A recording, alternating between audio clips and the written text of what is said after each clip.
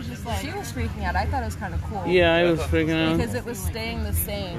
You know, it wasn't. We have just experienced an earthquake here on the beach, sitting on the sand in Jamaica. I felt one stronger than this. And it was quite long of an earthquake and quite shaky, insane.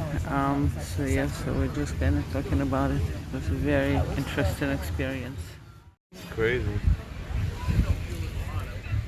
And the magnitude of the earthquake was 7.3 in the Caribbean Sea, right?